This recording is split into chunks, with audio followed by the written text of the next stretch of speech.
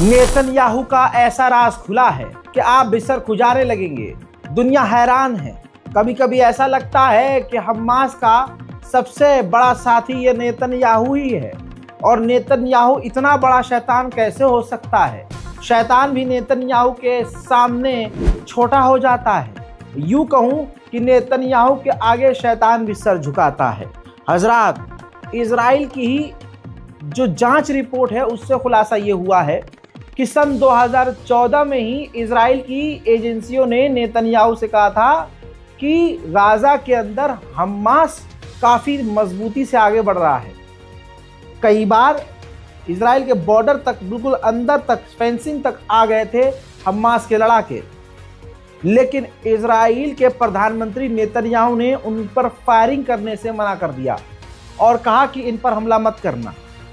फिर उसके बाद मोसाद ने कहा कि हमास कुछ बड़ा करने की तैयारी कर रहा है। 2014 और 18 के बीच कई बार इनको इनपुट दिए गए कि इजराइल के अंदर घुसने की तैयारी हमास कर रहा है और मोहम्मद दाइफ को और कुछ लीडरों को हमें इसी वक्त कत्ल कर देना चाहिए, मार डालना चाहिए। नेतन्याहू ने कहा नहीं, ऐसा आप नहीं करेंगे, बल्कि उल्टा किया नेतन्याहू ने। रिपोर्ट मौजूद है।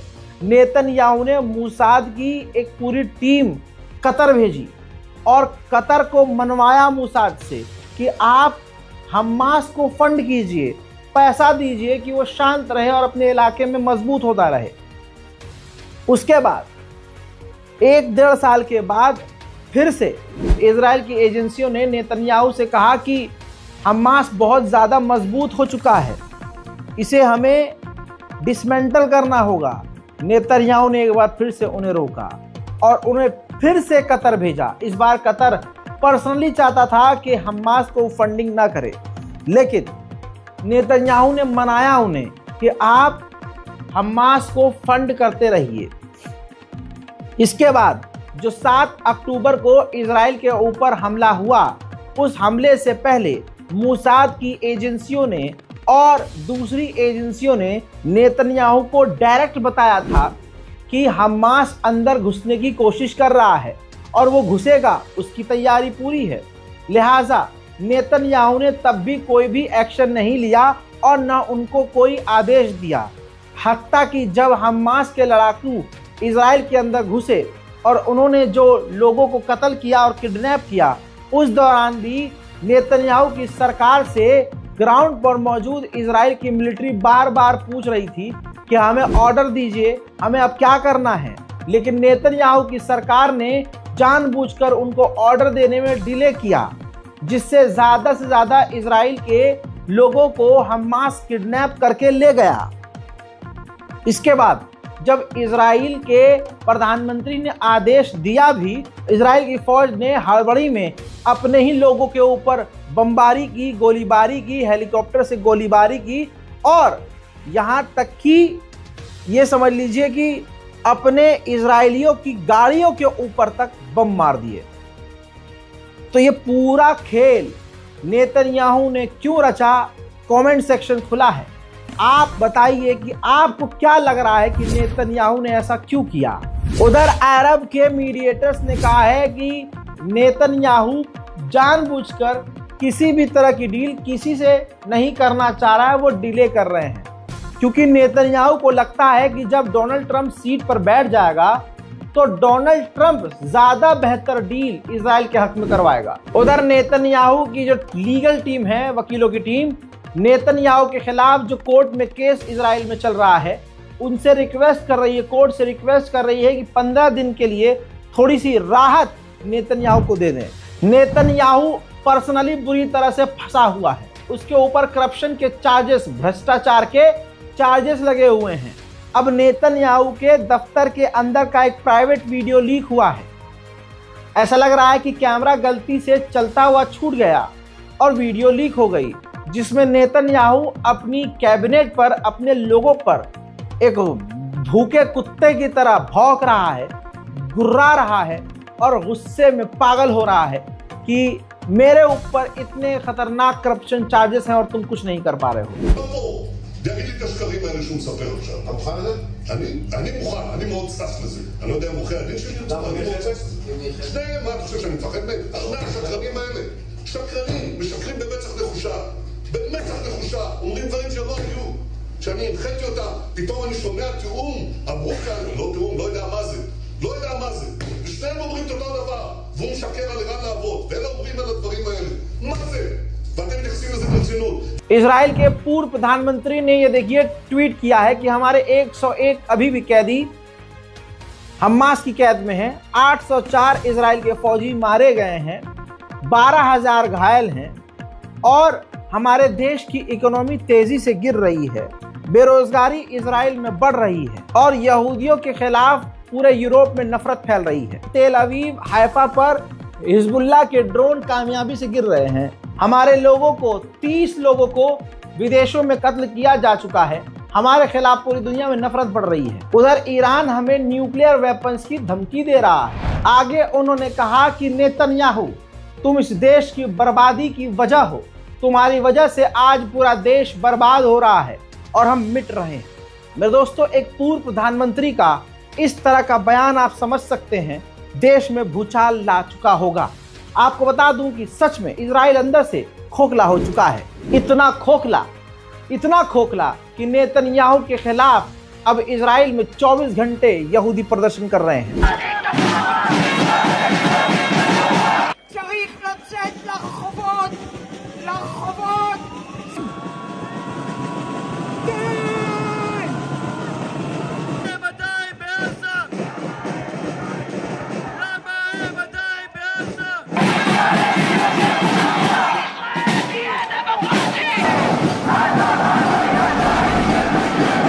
नेतन्याहू की सरकार के ही लोगों ने और सिक्योरिटी के मेंबर्स ने, डील करवाने वाले लोगों ने नेतन्याहू से कहा कि हमारी शर्तें थोड़ी सी नरम होनी चाहिए ताकि डील हो सके, लेकिन नेतन्याहू ने इनकार कर दिया कि हमारी शर्तों में कोई डील नहीं होगी। साफ जाहिर हो रहा है कि नेतन्याहू डील चाहता ही नहीं है।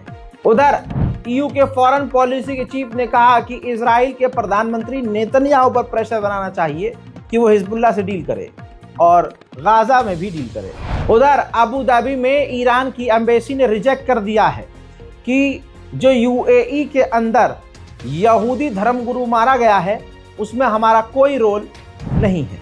आईसीसी इंटरनेशनल क्रिमिनल कोर्ट के स्पोक पर्सन ने कहा कि आईसीसी यानी हम खुद नेतन्याहू के खिलाफ अरेस्ट वारंट जारी जो हुआ है उसको कैंसिल कर देंगे अगर इजराइल खुद हमारे साथ मिलकर इजराइल ने और इजराइल के प्रधानमंत्री ने जो वॉर क्राइम किए हैं उसके खिलाफ हमारे साथ मिलकर इन्वेस्टिगेशन करे।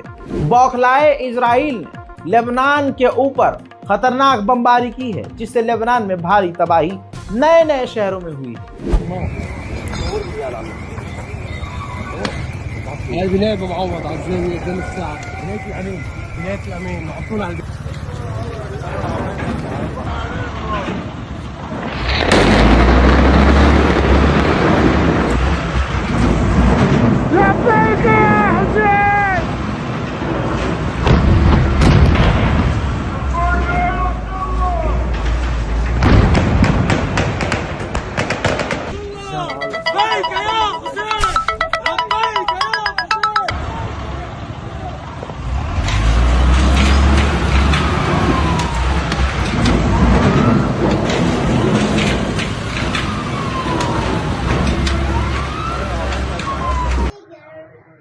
هون مبين من عنا مبين دخني على الشمال ودخني على اليمين هون من طريق جديدة।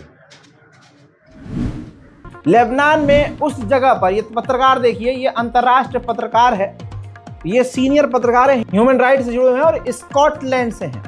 ये लेबनान के उस इलाकों में गए जहां इजराइल ने बमबारी की और उन्होंने दुनिया को दिखाया और बताया कि यहाँ पर हमास और कोई दूसरा आतंकी संगठन या हिजबुल्लाह कोई भी नहीं है, यहाँ सिविलियन हैं जिन्हें इजराइल कत्ल कर रहा है।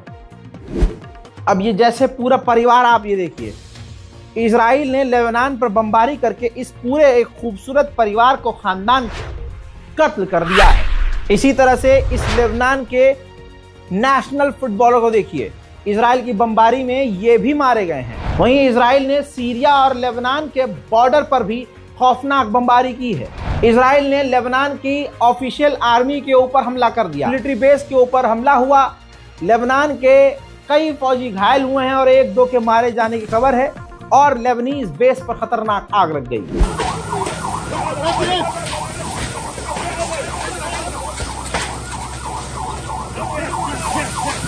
इसके साथ लेबनान के अंदर और भी नए नए शहरों को इजराइल ने खाली करने का आदेश दे दिया है।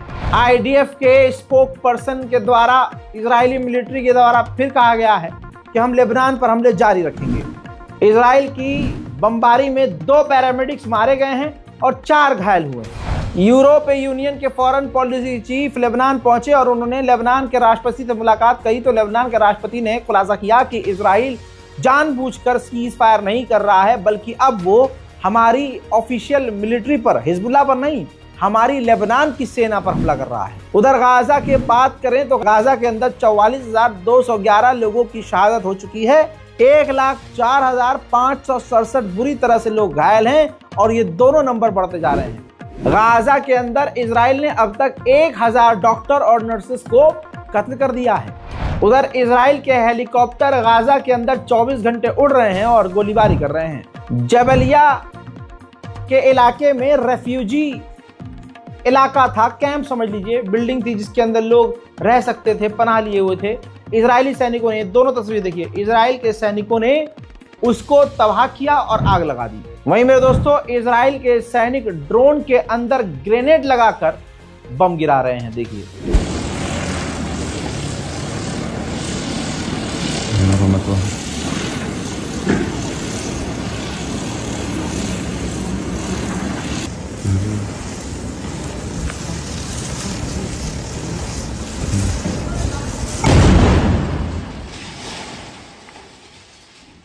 गाजा के अंदर पानी की कमी है, खाने पीने की कमी है, पानी की ज्यादा कमी है। ऐसे में अल्लाह की तरफ से रहमत बरसी है, बारिश हुई है दोस्तों, लेकिन इस बारिश ने लोगों को परेशान भी किया है। बारिश के पानी की वजह से जो लोग टेंट में रह रहे थे उनको काफी प्रॉब्लम हुई है, लेकिन इस बारिश के पानी को इकट्ठा भी करने की कोशिश की गई है। الجلال والجمال والسناء والبهاء في رباء والحياة والنجاة والهناء والرجاء في هواك في هواك هل أراك سالما منعما وغانما مكرما سالما منعما وغانما مكرما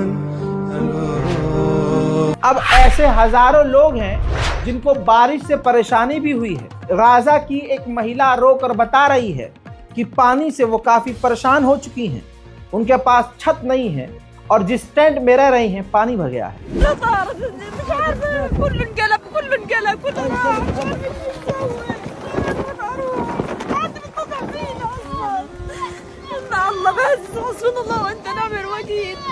والله العظيم انا قاعده اتحمل، والله الضيف جايين صاروخ من عند الله اريح.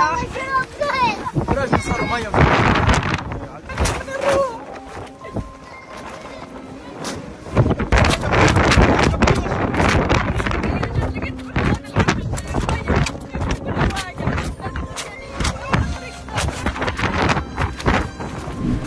गाजा के अंदर 100% सभी लोगों को मदद की जरूरत है, लेकिन सिर्फ 6% लोगों को मदद मिल पा रही है खाने पीने। इजराइल की खौफनाक बमबारी में आखिरकार कमाल अदवान हॉस्पिटल के डायरेक्टर भी घायल हो गए हैं। इसके बाद दोस्तों एक वीडियो उन्होंने जारी की और दुनिया से अपील की है कि हमें मदद की जरूरत है, लेकिन दुनिया तो बहरी है। बिस्मिल्लाहिर्रहमानिर्रहीम। أنا دكتور حسام أبو صفية مدير مستشفى كمال عدوان الطبي الواقع تحت الحصار في شمال قطاع غزة. طبعا نتحدث من وسط قسم العناية أيضا الوحيد في شمال قطاع غزة، وبعد طبعا حصار أكثر من 50 يوم على شمال قطاع غزة، وبعد مناشدتنا للعالم بإدخال الوفود ذات التخصصات الجراحية والمستلزمات والمستهلكات الطبية، وكذلك إدخال لو مركبة إسعاف واحدة لشمال قطاع غزة، وإدخال الوقود. इजराइल का अखबार हारेट्स, जिसने इजराइल की सरकार की पोल खोली, इजराइल की सरकार ने अब जाकर पूरी तरह से हारेट्स के साथ काम करना बंद कर दिया है। इजराइल लेबनान की पार्लियामेंट बिल्डिंग को तबाह करने के लिए सोच रहा है। सबसे बड़ी खबर, पार्लियामेंट, मैंने आपको 3 दिन पहले कह दिया था, बल्कि हफ्ते भर से कह रहा हूं, सीज फायर जब भी हो, लेकिन इजराइल लेबनान में सीज फायर करने से पहले पूरे लेबनान को तबाह कर देगा। WHO ने यह मैप जारी किया है गाजा का। अब ध्यान से देखिए, जो लाल लाल एरिया हैं, ये तमाम वो इलाका है जो कि आपको 95% दिख रहा है गाजा। ये हाई रिस्क पर है, हाई रिस्क एरिया है। यानी हकीकत ये है कि गाजा 95% हाई रिस्क में है। अब गाजा के अंदर बारिश लगातार हो रही है, लेकिन फिर भी पीने के पानी के लिए बारिश के अंदर लाइन लगी हुई है। الجلال والجمال والسناء والبهاء في رباء والحياة والنجاة والهناء والرجاء في هواك في هواك. هل أراك سالما منعما وغانما مكرما، سالما منعما وغانما مكرما. यूके की मिलिट्री ने अपने देश के तमाम टीवी चैनलों को धमकी दी है कि खबरदार कोई भी खबर ये मत चलाना कि बरतानिया की मिलिट्री गाजा के अंदर है। साफ है मतलब इसका कि ब्रिटेन की सेना इजराइल के साथ कंधे से कंधा मिलाकर नरसंहार कर रही है। इस रिपोर्ट को शेयर कीजिए, दुआओं में याद रखिए। जय हिंद।